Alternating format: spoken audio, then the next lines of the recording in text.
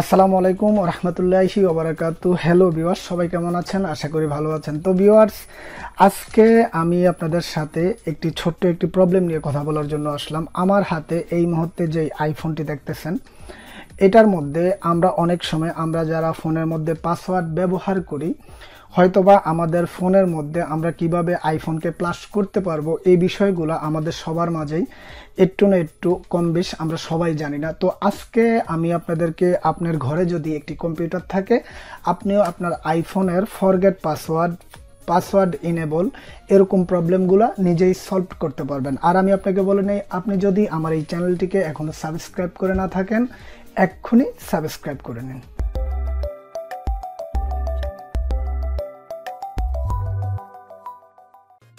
Welcome back viewers. তো viewers, আমি যেমনটা বলেছিলাম, আপনার যদি একটি আইফোন থাকে, যদি হয় সেম প্রবলেম, তাহলে আজকে আমার এই প্রসেসটি হয়ে যাবে আপনার জন্য খুবই উপকার।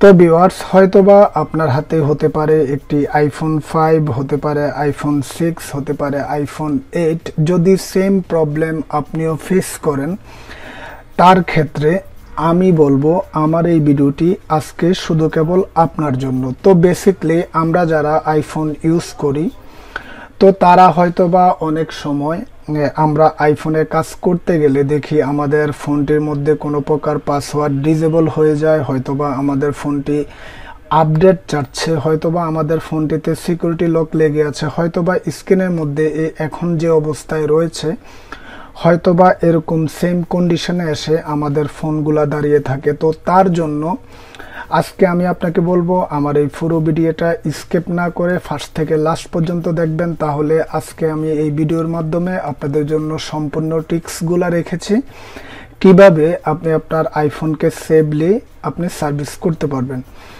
তো ভিউয়ার্স, এখান থেকে দেখতেছেন আমরা আইফোন রিকভারি মোড করতে গেলে আমাদের আইফোনের হোম বাটনের মধ্যে চেপে ধরে কেবলটি আমাদের ফোনের সাথে কানেক্ট করতে হবে। তো আমি আপনাদের সাথে আবার একটু বলে দেই যেটা করতে হবে। দেখুন, এখানের মধ্যে অলরেডি আমার নেট কানেকশন নাই, তার জন্য এই প্রবলেমটা হচ্ছে।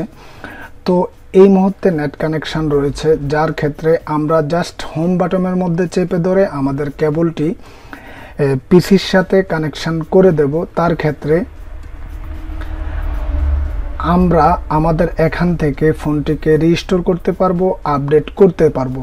তো ভিউয়ার্স, এখান থেকে অলরেডি আমি আমার আইটিউনসের মধ্যে ফাইলটি ডাউনলোড করে রেখে দিয়েছি। তার জন্য আমি এখান থেকে ডাইরেক্টলি এখান থেকে ফ্লাশিংয়ের কাজ করতে পারতেছি। তো আপনারা চাইলে আপনারা যেভাবে এই ফাইলটিকে ডাউনলোড করবেন, তার জন্য